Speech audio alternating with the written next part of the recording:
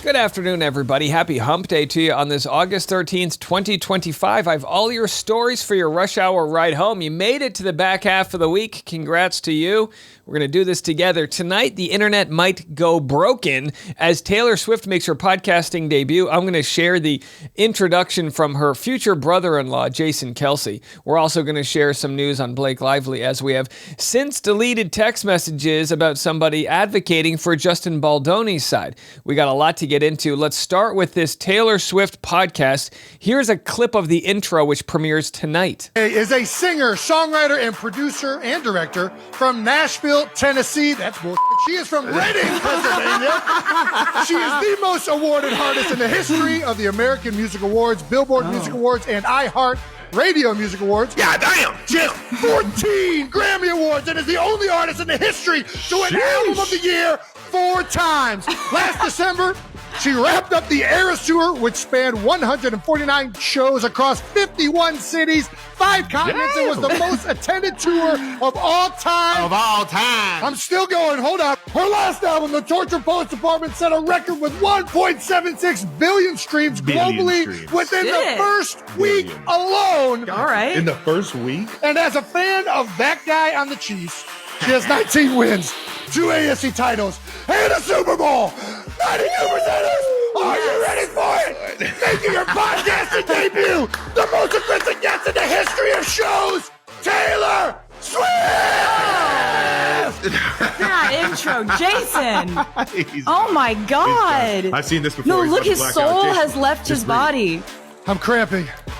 I'm breathe. cramping. No, that was so good. Thank I've seen this you. before. I tried, Tay. Thank you for screaming for like 47 seconds. All right, so there it is, folks. There's the intro of the podcast. That's going to probably be one of the most viewed podcasts of all time. I have to say, Taylor Swift comes with a massive audience. And again, this idea that she's going to be canceled was so laughable, right? So laughable. Taylor Swift literally moves economies in towns she visits. She controls their GDP of local markets when she performs there. They've literally had earthquakes because her stadiums are rocking so much, and corporations are now all going orange after she announced that's going to be the color for her upcoming album. So wild stuff indeed. We'll catch that tonight. Here's an interesting story. They're using cops to lure catcallers into getting tickets. What? Have a listen. Women aren't friends out for a run. They're actually undercover police officers taking to the streets in Surrey as part of a new operation trying to stop people catcalling and harassing female runners. We get honked at, the staring, the hanging out of the window just to look at us, and it's so prevalent. And police teams are ready to intervene the moment the officers are beeped at, followed, or shouted at. All right. I mean, listen, I love the idea, and again, this isn't in the United States, so I don't know the laws that are over there, but a little freedom of speech, right? A cat call is just a long distance hello. Now, I understand you don't want someone following you. I get it, but it's like, where do you draw the line? What if you're beeping your horn because somebody's got toilet paper on their shoes? And now it's like, yeah, cat calling them now? Either I like the merits of it. I just, to me, this feels like the cops intervening in new ways. But again, what do I know? I've never been catcalled. So if you see me out there with my gorgeous, flowing lesbian hair, come on and give me a shout. I won't give you a ticket. All right, let's move it along here. We've got Gail King on CBS Mornings saying the most attractive things that women find in men. Let me say that again. Here is Gail King explaining the most attractive hobbies that women find in a man. Have a listen. Women consider the most and least attractive hobbies in a man. Okay, let's start with what women It should be a job. Have a job. That's the most attractive hobby is, can you bring home the bacon? say are the most attractive pastimes. Number 5 is woodworking. Shout out to you, Klaus. Klaus, no surprise, loves working with the wood. Cooking.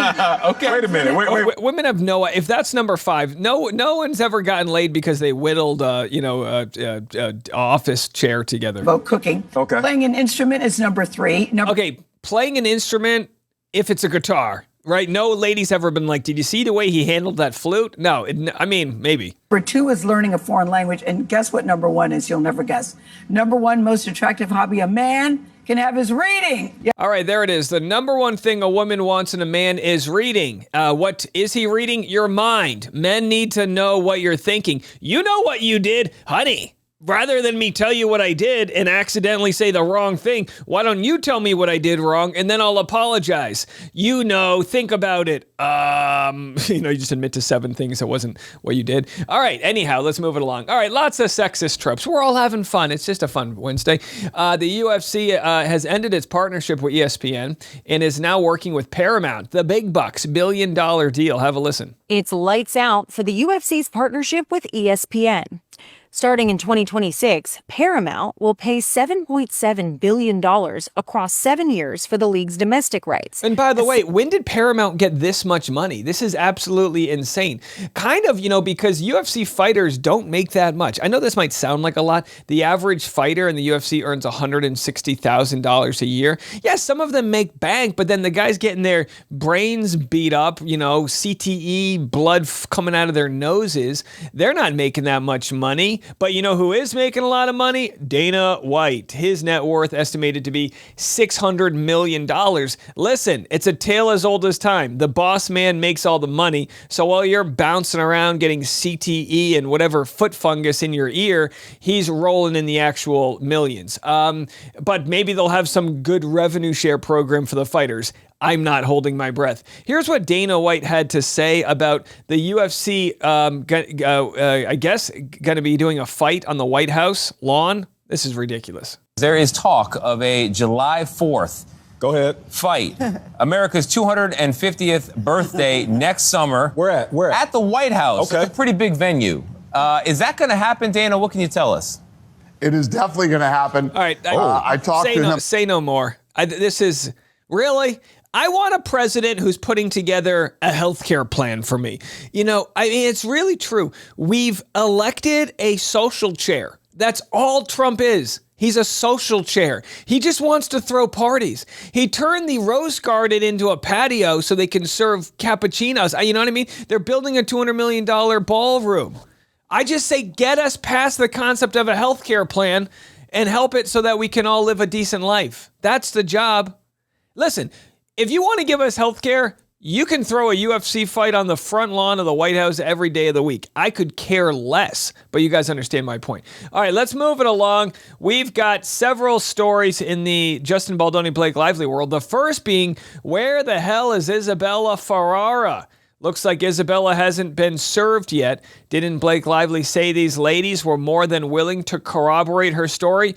Now she wants to play hide and seek. Defendant Wayfair Studios, again, which is Baldoni and the crew, move for leave to serve third-party Isabella Ferrara for the pendency of the above-referenced action by alternative means, which basically means they can't find her, I guess, right? So Isabella played young Blake Lively, and she was a big Justin Baldoni supporter, seemingly, in the text message I'm about to share, even though Blake Lively said that Isabella was thought that Baldoni was a creep in whatever term she used. You might remember the fake HR complaint said that they had to redo Isabella's makeup because Justin Baldoni was too close to her, right? Justin Baldoni was telling her that her orgasm scene was so hot, and even though she was in her 20s, they said Justin Baldoni, they made it seem like the character was underage. They did all these smear things about him. But here's what Isabella really thought, right? Text messages. Justin said, "You did awesome today. So happy to be working with you." She said, "Thanks so much. I'm excited. Thank you for being a great director." Blah, blah, blah. Then, and again, you got to be nice to your director.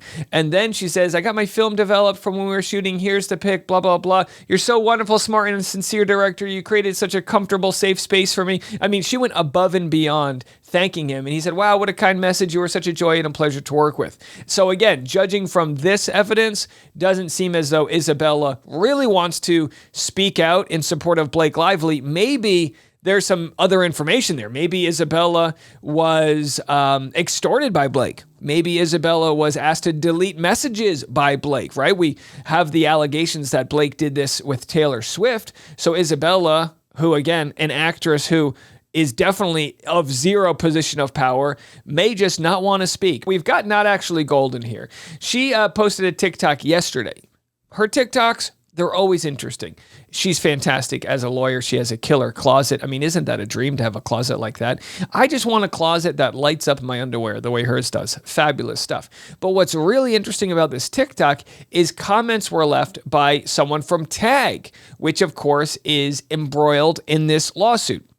I want to share what Bri Coslo has to say. These comments have been deleted. She said, "Hi, Bri Coslo here from Tag. Know this could backfire on me and subject me to more retaliation from lively Jones parties, but being scared into silence since December of 2024 is no longer sitting well with me. I appreciate this page's commitment to fact-focused, unbiased breakdowns, and there seems to be a lot of smart people following, which is why I feel compelled to write the below, as mainstream media do not care about us. We opened our doors at Tag in early 2024 after many of us worked for years with each other. We wanted to experience being out on our own to have more autonomy over the work we did and collaborate with our team of women we love. We're a small female-founded company consisting of girls in their early 20s to established publicists with small families and babies. We are not powerful, rich, famous, or in possession of unlimited resources to fight this battle. These overly broad subpoenas and what I personally feel has become a form of silencing via bullying and harassment through litigation. We worked on this account for 3 weeks last August. We did not pay content creators. We do not control TikTok. We did not take a bus across the country knocking on doors and asking people to make anti-Blake videos. The narrative that has been formed around us sounds like a bad movie. We do earned media, not digital warfare. It is my personal opinion that Lively's insistence that there is an ongoing smear campaign is another form of silencing us. When our baby team of women were falsely accused and essentially lit on fire on the front page of the New York Times, you better believe we were and are fighting for our lives, our reputations, careers, the future of our kids who do not have millionaire parents. The fact that we are now being asked to hand over privileged communication following the attempted destruction of our company is unbelievable. It is my personal belief and opinion that Stephanie Jones is the catalyst behind all of this, as I strongly and personally believe she lied to Blake and her publicist that we use bots, which is categorically untrue. And to be honest, if I were Blake, I may have started to believe that too, as the internet did get crazy last August. I started feeling icky. I do not take delight in the bashing of other women, but it was not us, and should be clear that what backfired against Lively were her own quotes, interviews, statements mixed with the fairly new, uncharted territory of TikTok and viral videos. We feel hopeless and defeated. We have received death threats. I've had my 2-year-old child hysterically crying because an aggressive process server was pounding on our door. Enough is enough. This whole situation has attempted to take down a whole of women, and no one is talking about this. Yeah, it is nasty out there, and rather than look at Justin Baldoni as the misogynist, the toxic male involved in this situation, some might start looking at Ryan Reynolds that way. You know, he's part of this battle. Or is it Stephanie Jones? Who instigated, who sparked this wildfire to get Blake Lively to believe that audiences were being manipulated to hate her, or that bots were being used to get people to hate her? And will Blake Lively come to the realization that, while she didn't like working with Justin Baldoni, that the real issue was that she was used, and information wasn't actually what she believed it to be? Again, I don't know. I'm not trying to let Blake Lively off here, but you might see an exit ramp for Blake Lively if things go even further south. An exit ramp that would say, hey, turns out she was fed information by an instigator, someone hell-bent on using these powerful egos to fight each other, and that could be Stephanie Jones. We'll have to see.